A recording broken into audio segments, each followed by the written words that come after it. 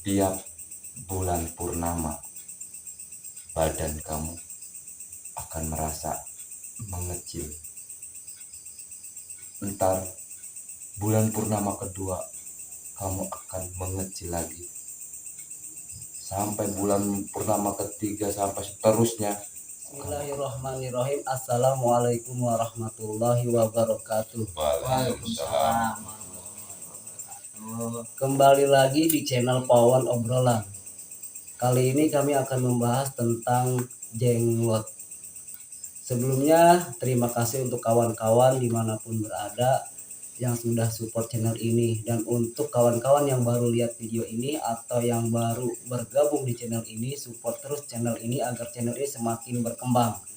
Oke, kalau begitu kita langsung saja simak topik dan pembahasannya.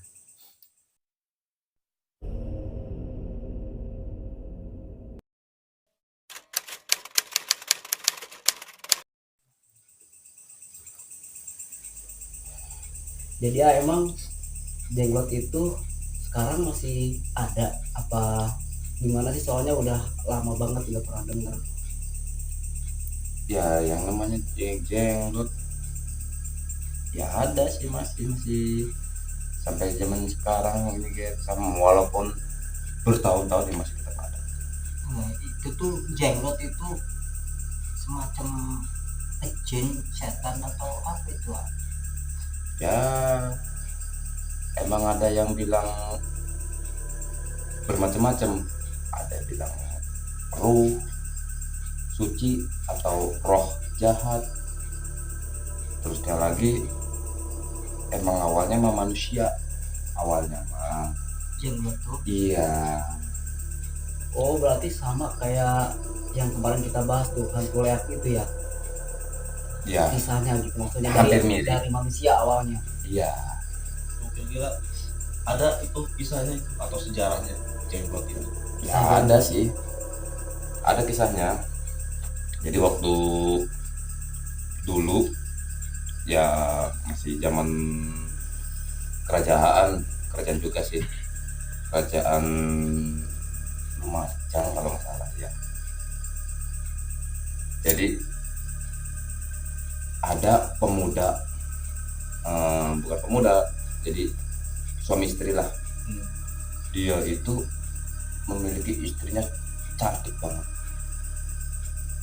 Nah, laki-laki tersebut menjadi pegawai atau punggawa kerajaan. Kalau dulu disebutnya Punggawa Sama kayak pelayan bukan sih? ya, hampir mirip, Pelayan kerajaan. kerajaan. Jadi ceritanya suatu hari punggawa tersebut disuruh oleh raja mengantarkan sebuah surat untuk ke kerajaan lain. Nah, akhirnya berangkatlah punggawa tersebut ke kerajaan lain. Sedangkan jarak antara kerajaan dia sama kerajaan yang dibawa surat tersebut memakan waktu beberapa hari.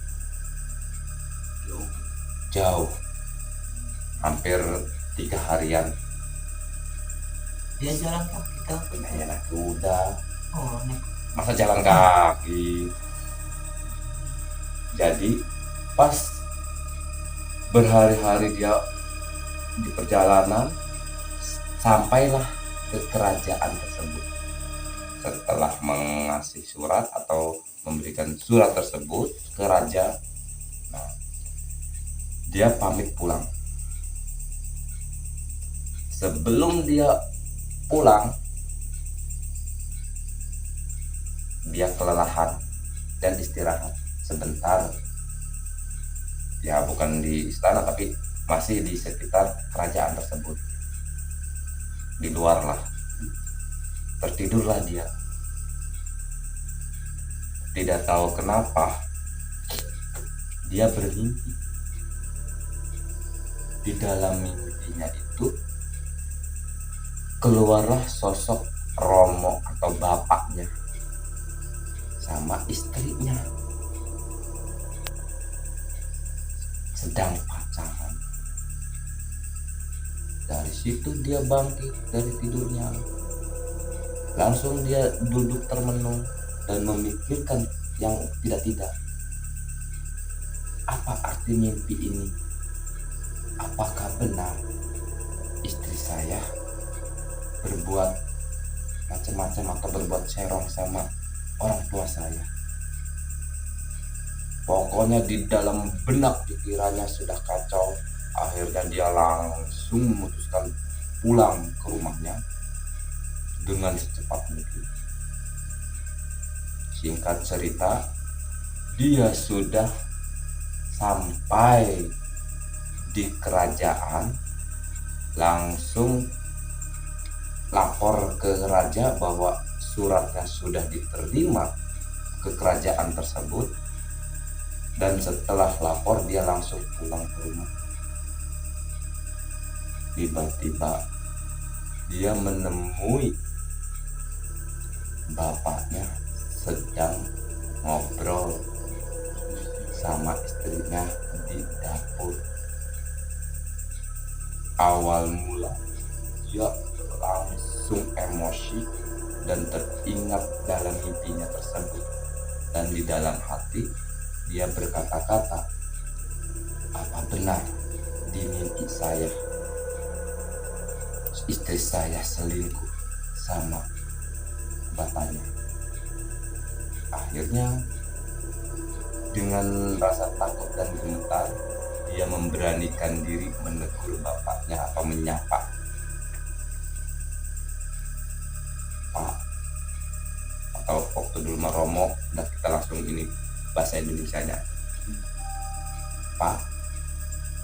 Nah, dari situ bapaknya dan istrinya terkejut mendengar ada suara memanggil. Pas dilihat anaknya, suaminya tersebut, disamperin sama penggawa tersebut. Kok bapak ada di sini? Ada apa? Dengan rasa ketakutan dia, apa benar gitu tuh. Akhirnya si bapaknya ini bilang dan menjawab ke anaknya bahwa iya nak, bapak di sini sengaja sedang menemani istri kamu. Kasihan istri kamu ditinggal pergi sama suaminya lama berhari-hari. Bapak takutnya yang namanya perempuan ditinggal suaminya lama, pemikirannya yang tidak-tidak. Makanya bapak kesini menemani juga untuk menenangkan dan menghiburnya supaya tidak jenuh. Nah, dari situ hati penggawa ini agak reda dan tenang. Tiba keesokan hari, penggawa balik lagi ke kerajaan karena dia berpikir tidak terjadi apa-apa. Mimpinya itu hanyalah bunga tidur. Setelah di kerajaan, terdengar bisik-bisikan teman-temannya atau orang-orang di sekitarnya bahwa bapaknya sering jalan dengan istrinya. Dari situ dia kepikiran lagi dengan mimpinya. Tapi setelah dia ingat lagi omongan bapaknya, mungkin itu malah cuman orang sirik atau gimana lah, nggak percaya. Keesokan harinya makin banyak orang yang membincangkan masalah istrinya sama bapaknya itu. Banyak yang ngomong, banyak yang menggosip segala macam. Penasaran si pemuda tersebut. biasa pulang malam atau pulang sore, ini sebelum waktunya pulang, dia pulang dulu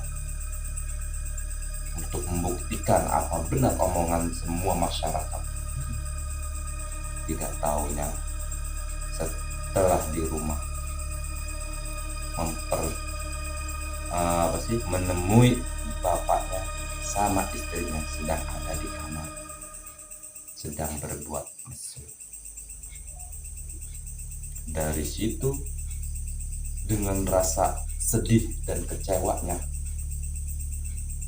dia mencabut pedangnya dan berkata, Bapak jahat, Bapak tega dengan saya. Dengan emosi langsung menyerang bapaknya, berniat untuk membunuhnya. Dengan sigap, bapaknya pun mengelak dan menghindar serangannya. Bahkan bapaknya terkena sabetan pedangnya tidak apa, karena bapaknya juga punya ilmu bela diri atau kekebalan. Dengan tangan kosong, bapaknya melawan anaknya, bahkan berdarah-darah anaknya tersebut. Saking dia malu atau kecewa, bahkan dia mungkin mengakui kalah. Sambil pergi, dia bilang sama bapaknya, tunggu pembalasan saya. Saya akan membunuhmu. Dia lari dan masuk ke dalam hutan sambil menangis, meratapi yang tadinya tidak disangka-sangka, akhirnya dalam mimpinya itu benar terjadi. Ya.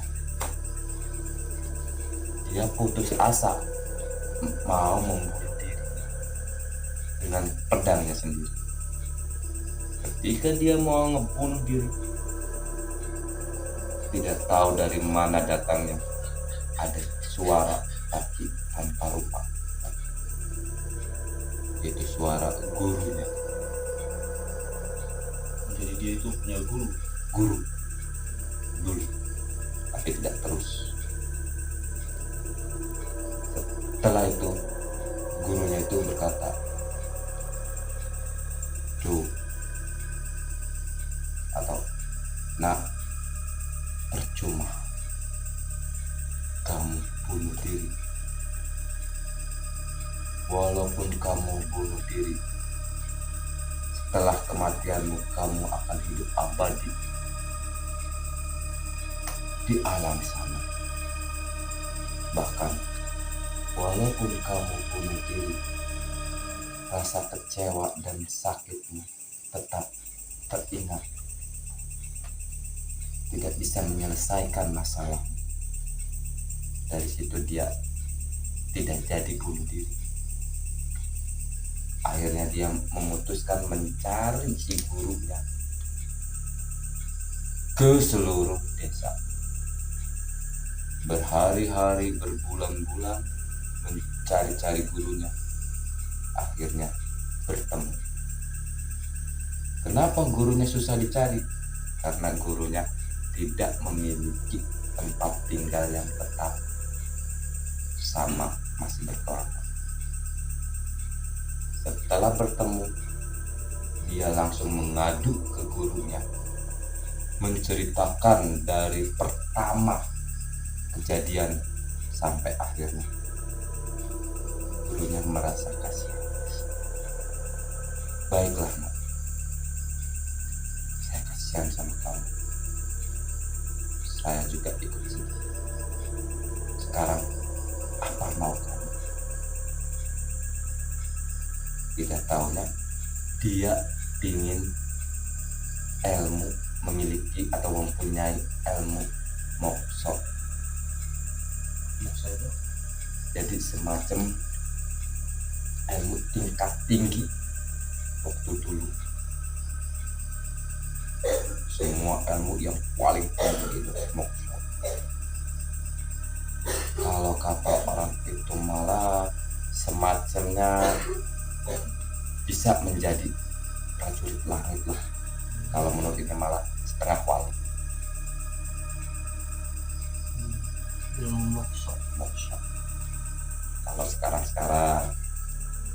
semacam kayak setengah wali, bisa dekat dengan Tuhan. Waktu dulu bilangnya jadi prajurit langit. Nah, karena waktu dulu dia belajar sama gurunya sedang menerangkan ilmu mokso, dia kabur duluan, jadi dia tidak begitu memahami tentang ilmu mokso. Yang dia tahu ilmu mokso itu tidak berurusan dengan duniawi. Akhirnya minta ke gurunya, kenapa kamu meminta ilmu mokso? Kata dia, ya guru, saya ingin belajar ilmu mokso karena saya sudah tidak mau berurusan dengan duniawi lagi. Nah, kata gurunya, kamu salah paham ya. Yang namanya ilmu mokso tetap berurusan dengan duniawi, tapi muridnya pokoknya tetap gimana caranya guru bisa mengajarkan saya ilmu mokso. Nah, asal kamu tahu, yang namanya ilmu mokso itu penuh dengan ketenangan jiwa dan hati. Kamu belum tenang, saya tidak bisa mengajari kamu. Saking emosi dan kesalnya gurunya tidak mau mengajarkan ilmu mokso, dia mencabut pedangnya dan membunuh sampai mati. Baru dia lari lagi ke hutan, menangis lagi sejadi-jadinya, meratapi, menyesali, bahkan sekaligus kesal dengan ayahnya atau bapaknya. Tiba-tiba datanglah seorang kakek. Cu, kenapa kamu menangis begitu sedih? Dari tadi saya mendengarkan kamu menangis dan meratapi, dan saya juga tahu apa masalah kamu dan apa yang kamu inginkan. Kalau kamu mau, saya siap jadi guru kamu. Bahkan saya akan mengajari yang namanya ilmu mokso. Dari situ, dia langsung melihat si kakek tersebut yang tadinya nunduk. Dia mengangkat kepala. Langsung dia berkata, siapa kamu? Dan tidak dijawab sama kakek tersebut. Pokoknya yang jelas, kalau kamu mau jadi murid saya akan mengajarkan ilmu mokso. Dengan rasa benci, kesal segala macam, dia benar-benar ingin mempelajari yang namanya ilmu mokso. Dia mau dan menerima si kakek tersebut menjadi guru. Akhirnya, sebelum kakek tersebut mengajari, bukan sebelum dia, jadi emang si kakek tersebut, ya udah, kamu silakan bertapa duduk di pohon besar itu. Setiap bulan purnama, badan kamu akan merasa mengecil. Entar bulan purnama kedua, kamu akan mengecil lagi. Sampai bulan purnama ketiga sampai seterusnya, kamu akan mengecil. Nah, dari situ dia teringat dengan bapaknya. Lah, di dalam hati dia berkata, kalau saya mempelajari ilmu mukso dulu, gimana saya mau balas dendam sama bapaknya, sedangkan dia sendiri ingin mencabik-cabik dan merobek-robek badan bapaknya, ingin membunuh. Akhirnya dia berkata sama gurunya, maaf guru, sebelum saya mempelajari ilmu mukso, ajari saya ilmu yang bisa membunuh dan bisa membuat mati orang tua saya. Dan kakek tersebut, gampang, kamu fokus aja sama ilmu mukso. Masalah orang tua kamu biar saya yang membunuh. Walaupun kamu di sini sampai mengecil, bahkan kamu menghilang pun, ketika saya datang kamu menghilang, tetap saya akan tuntun mukso. Akhirnya langsung pemuda tersebut duduk dan bertapa di situ. Setahun pertama, bulan purnama pertama, dia merasakan benar badannya agak mengecil, dan di dalam hatinya, saya berhasil. Kedua, sampai nggak kerasa bertahun-tahun lamanya badannya langsung kecil. Nah, tibalah si kakek tersebut datang, karena awalnya kata si kakek, sebelum saya datang kamu jangan kemana-mana. Akhirnya si kakek datang sambil tertawa. Wahahaha, kamu tertipu, nak. Yang namanya ilmu mukso itu di mana-mana masih tetap berurusan dengan duniawi.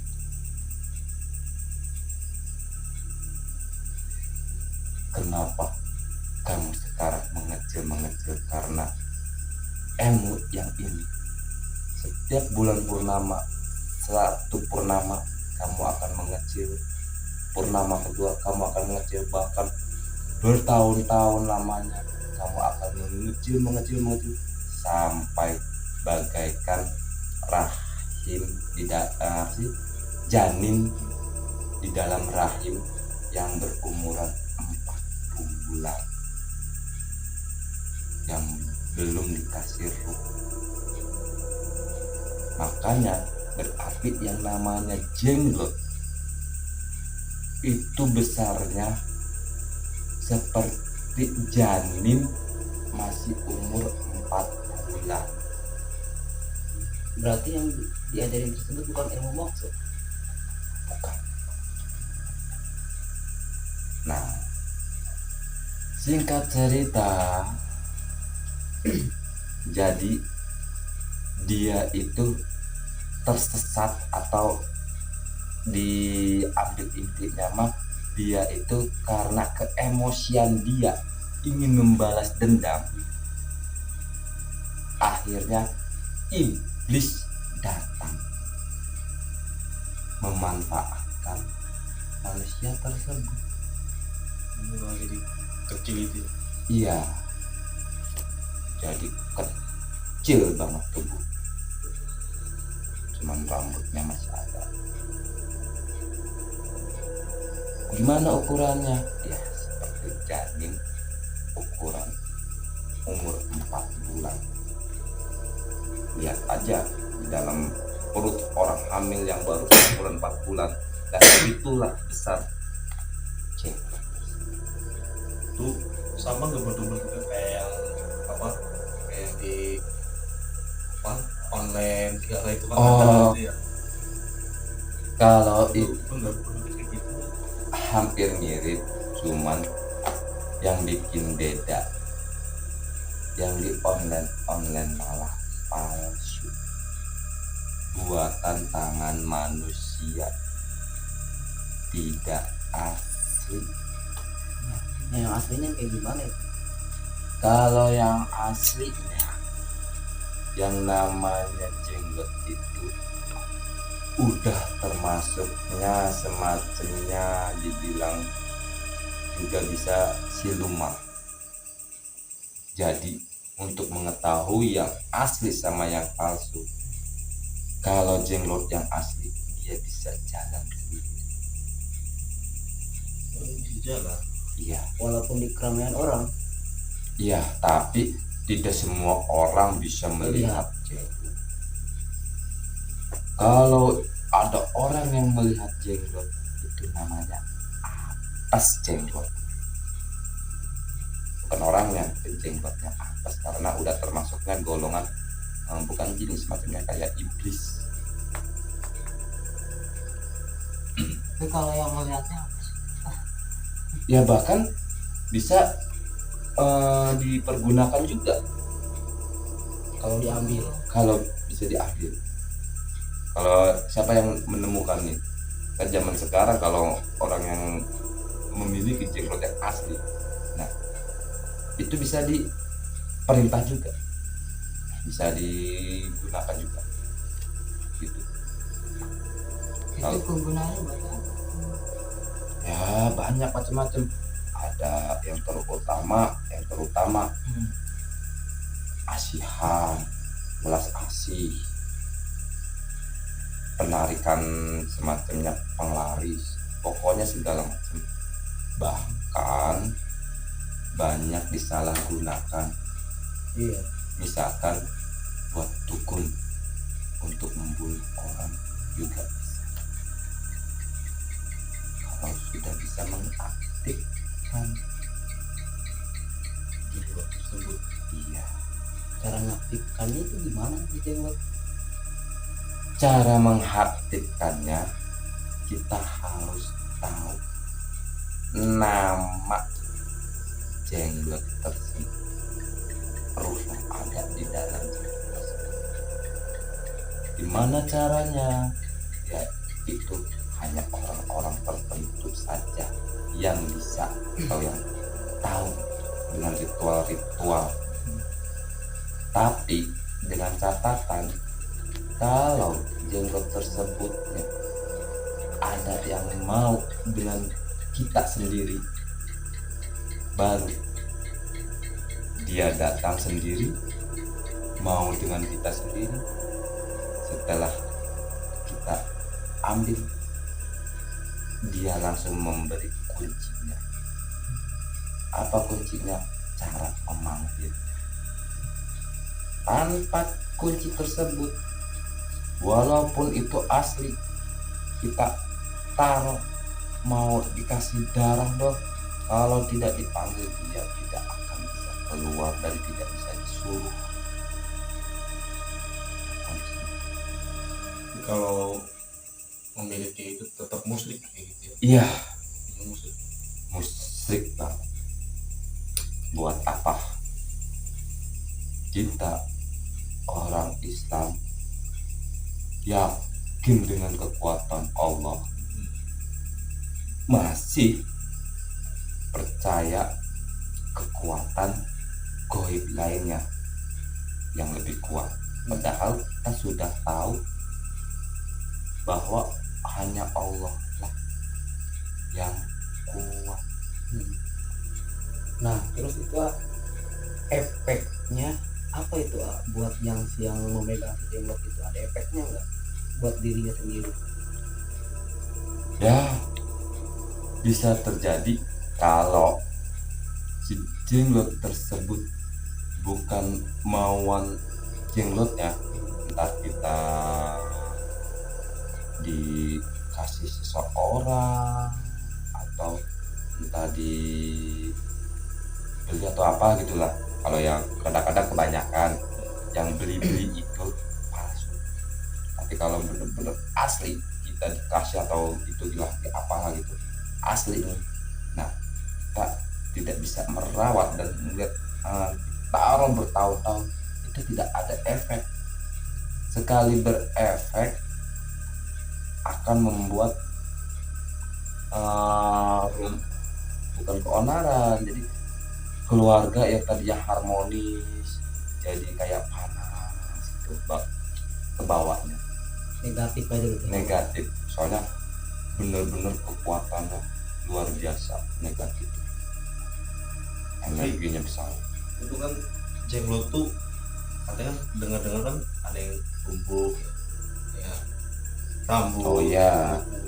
Itu beneran tumbuk. Nah sekarang gini, kenapa waktu bertapak pertama itu tuh yang mengecil hanya tubuhnya saja, sedangkan rambut, kuku, sama gigi tidak ikut mengecil, bahkan rambutnya makin panjang, kukunya makin panjang, giginya makin panjang, karena rambut, kuku, gigi tidak bisa dimasukin penuh. Tapi Ya. masih bisa bernapas. Masih bisa bernafas. Justru rambut makin panjang, gigi makin panjang, kuku makin panjang, karena dia itu masih hidup. Kalau yang asli dia juga masih bernafas. Napasnya dari hidung apa? Nah, jenglot yang asli dia bernafas dari kulit, Napasnya dari kulit. dari kulitnya. Dengan cara itu dia bernafas dari kulit, makanya dia masih tetap hidup. Tapi yang hidup di dalam jenglot tersebut bukan pria yang pertapa itu, bukan, tapi sudah termasuk iblis, bukan jin lagi, iblis. Ini udah dikuasain apa ya? Udah dikuasain roh-roh jahat, khususnya iblis. Bahkan sudah termasuk golongan siluman.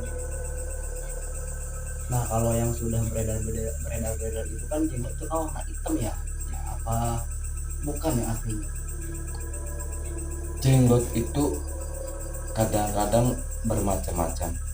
Ada yang berbentuk badannya ular sama mukanya menjenglot, atau ininya tapi ekor segala macam kayak ular. Tubuhnya lah ya. Iya, Mungkin tergantung yang nguasain juga kan. iya bisa jadi silumannya. Nah, yang online tersebut tadi udah dibilangin bahwa itu settingan atau buatan tangan manusia.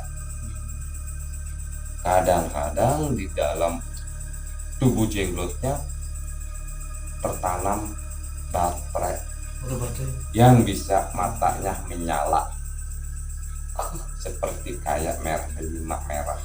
Itu merobot aja. Nah, Buatan kadang-kadang lagi ada lagi yang bisa diberi hodam lagi jenglotnya, tapi itu palsu, tetap tidak sekuat jenglot asli.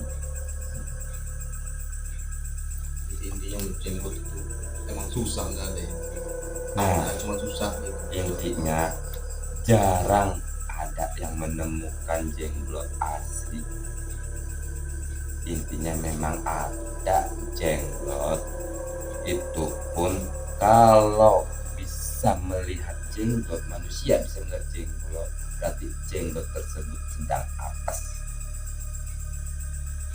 Itu Mungkin ada juga apa sih yang nemuin jenglot itu di tempat-tempat tertentu kali, bukan di tempat-tempat yang rame, ya, kayak di hutan atau di tempat angker mungkin. ya ada yang di tempat pemakaman, ada yang di pohon besar, bahkan di rumah kosong atau gedung kosong pun bisa. Gimana situasi dan jenglot bersarang, karena jenglot itu sebenarnya bisa ada di mana-mana, tapi kemunculannya ya bisa dibilang 100 berbanding 1, jarang banyak yang menemui yang asli.